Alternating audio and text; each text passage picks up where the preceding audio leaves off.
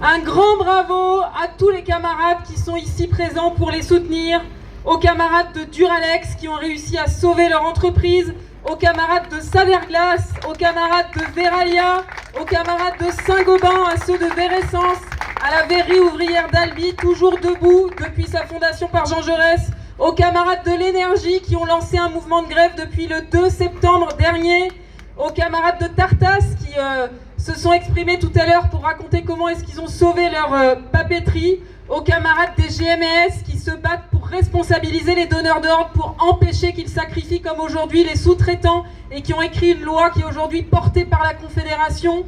Un grand bravo, un grand merci à l'Union départementale et à tous les camarades de Gironde et de la région qui sont là aujourd'hui. Ça fait chaud au cœur de vous voir toutes et toutes ici.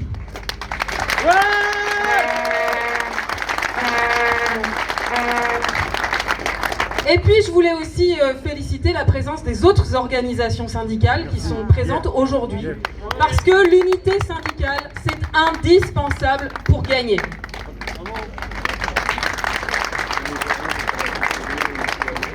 Alors, votre présence, notre présence massive ici aujourd'hui, elle est une réponse cinglante à ceux qui, dans les salons feutrés, pensent pouvoir décider tranquille de la vie et de la mort de votre verrerie, de vos emplois, de l'avenir de vos familles et de vos territoires. Ainsi, ils ont décidé de supprimer un quart des effectifs d'Owen-Silinois sur 5 sites en France, soit 316 verriers renvoyés vers le chômage. Ils ont décidé de rayer d'un trait de plume des années de travail, des années de sacrifice, dans des conditions à la limite du supportable. 650 degrés en sortie de chaîne, 100 décibels en continu, travail répétitif et physique, jour, nuit, week-end, jour férié, vous tenez la baraque et vous encaissez les coups. Amiante, soude, silice, vapeur d'hydrocarbures, brouillard d'huile, éclaboussure de graisse chaude, etc. La liste est longue. Vous cochez tout simplement tous les critères de pénibilité. Et malgré ça, vous êtes encore debout, fiers de votre travail, digne. Ils ont simplement oublié que nous ne sommes pas des chiffres à présenter aux actionnaires et que c'est vous, que c'est nous qui faisons les richesses de ce pays, de cette verrerie, comme les autres sites industriels quasiment tous menacés par ce même appétit financier. Je veux ici saluer tous les salariés en lutte actuellement pour l'avenir de leurs emplois et de leurs usines. Je pense bien sûr à tous les autres sites d'Owen-Silinois, à commencer par celui de Vergès.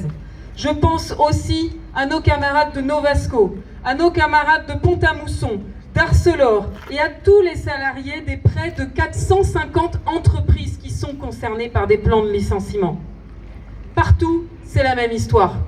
Des usines et des commerces qui ferment parce que les actionnaires ont décidé d'aller faire encore plus de profit ailleurs. Un gouvernement qui ferme les yeux et qui n'a pas le courage d'affronter les multinationales. Et un gouvernement qui continue à signer des chèques en blanc avec 211 milliards d'aides publiques aux entreprises données sans condition ni contrepartie. Et ce même gouvernement qui ose expliquer, après avoir laissé fermer nos usines, que les chômeurs sont des fainéants et qu'il faudrait supprimer les allocations chômage. Et pire, ce même gouvernement qui nous explique qu'il faut supprimer 2 jours fériés, doubler les franchises médicales, geler les salaires et les pensions, etc., etc. Mais où s'arrêteront-ils ? Oui, vous pouvez compter sur la CGT pour batailler pour que ce plan de destruction d'emplois ne voit jamais le jour. Oui, nous ferons tout pour sauver la verrerie de Vergès et pour sauver l'ensemble des emplois industriels menacés aujourd'hui. Ouais ! On est tous solidaires !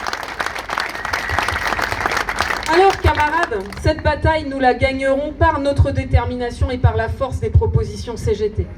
C'est ce que nous avons fait à Gardanne, où les camarades de Gardanne viennent de gagner le 1er septembre dernier, enfin, l'engagement que la centrale va pouvoir reprendre toutes ses activités. Ça fait 10 ans qu'ils se battent. C'est ce que nous avons fait à la fonderie de Bretagne, où pour la 8e fois, la CGT a sauvé l'usine de la fermeture.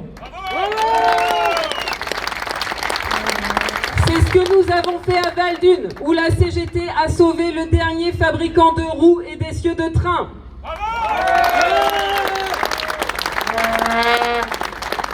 C'est ce que les camarades ont fait à Duralex, vous les avez entendus tout à l'heure, qui ont réussi à reprendre leur usine sous forme de coopérative.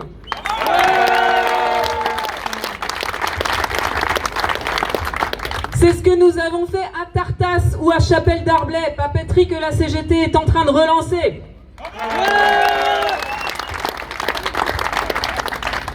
Alors oui, les industries du verre sont l'avenir du pays. Nous avons 3 demandes, 3 propositions. La première, c'est qu'il faut enfin que l'État mette fin à cette entente illicite entre les 3 premiers industriels du verre qui se sont mis d'accord pour augmenter leur prix de façon à faire exploser leurs marges. Ça suffit.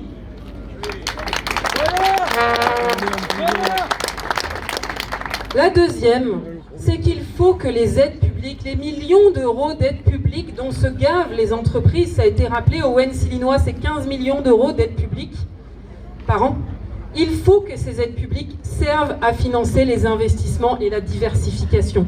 Oui, la consommation de vin baisse. Mais oui, il y a quand même 30% de verre importé en France. Donc même si la consommation de verre baisse, le verre vert a de l'avenir.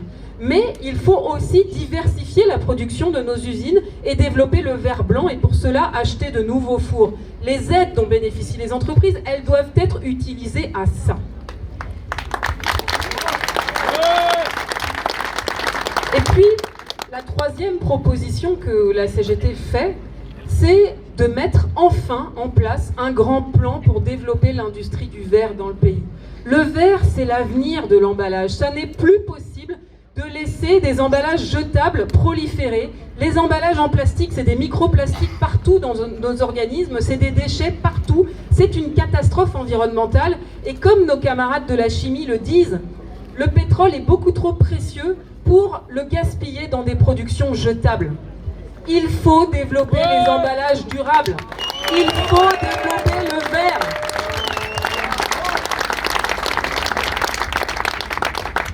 Alors camarades, notre mobilisation d'aujourd'hui, elle montre notre détermination. Pourquoi est-ce qu'on est déterminé? Parce qu'à la CGT, on sait que la lutte paye. Et que la lutte paye toujours. On en a eu un petit exemple hier à l'Assemblée nationale. Que s'est-il passé? Ce pauvre François Bayrou a été obligé de démissionner. Voilà, je sens que vous êtes aussi atterrés que moi. La chute du gouvernement Bayrou, elle confirme que nous sommes en position de force et que, comme on a l'habitude de le dire à la CGT, la revanche est un plat qui se mange froid. François Bayrou et son gouvernement ont subi une défaite cinglante. Après Attal et Barnier, c'est le 3e gouvernement à être débarqué du fait de l'injustice de leur politique sociale. Nous avions prévenu. Le passage en force d'Emmanuel Macron sur la réforme des retraites allait se payer cash par une profonde crise démocratique. Eh bien, nous y sommes, mes camarades. Oui. Cette chute du gouvernement, elle confirme que nous sommes en position de force et elle doit nous donner confiance pour l'avenir. Comme nous avons l'habitude de le dire à la CGT, battons le fer tant qu'il est chaud. Maintenant, nous allons continuer à nous mobiliser pour dire que ce n'est pas un énième changement de casting qui va nous satisfaire. Ce qu'il faut, c'est un changement de politique.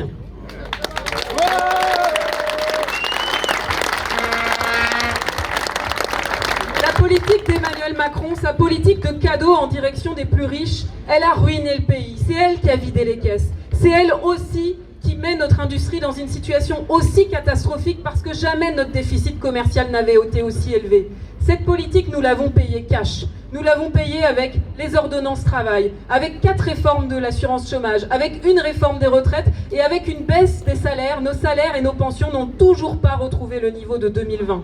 Eh bien, c'est cela qui doit changer. Et si la CGT a un conseil à donner au futur Premier ministre, c'est que pour retrouver la confiance des Françaises et des Français, la première mesure qu'il doit prendre, c'est d'abroger la réforme des retraites.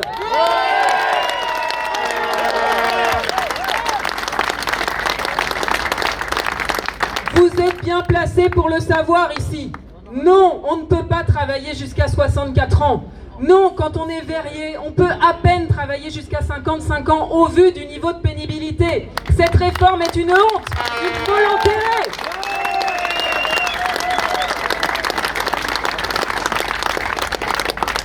Alors mes camarades, nous sommes ici pour dire que le moment n'est pas venu de baisser les bras, le moment est venu de relever la tête.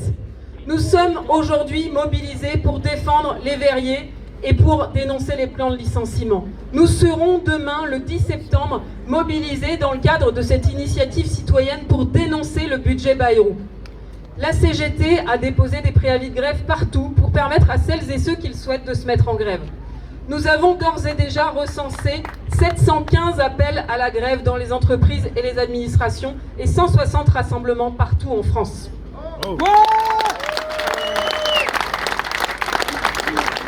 Et nous nous sommes d'ores et déjà mis en situation d'organiser des suites. Les suites, c'est le 18 septembre. Nous donnons rendez-vous à tous les travailleurs, à toutes les travailleuses le 18 septembre dans les manifestations et les grèves qui auront lieu dans tout le pays. L'ensemble des organisations syndicales appellent à des grèves et des manifestations massives sur l'ensemble du territoire. Alors oui, mes camarades, le 18 septembre, il faut qu'on y soit toutes et tous. Pas un seul ne doit manquer. Tous les collègues, les amis, la famille, les proches, tout le monde doit être dans les manifs le 18 septembre.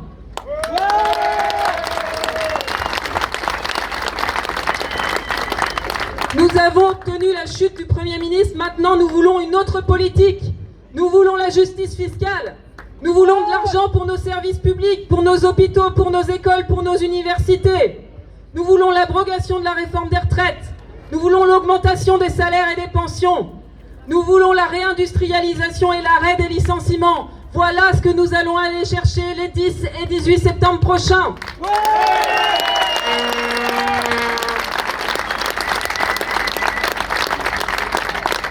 Alors camarades, toutes et tous ensemble, jusqu'à la victoire.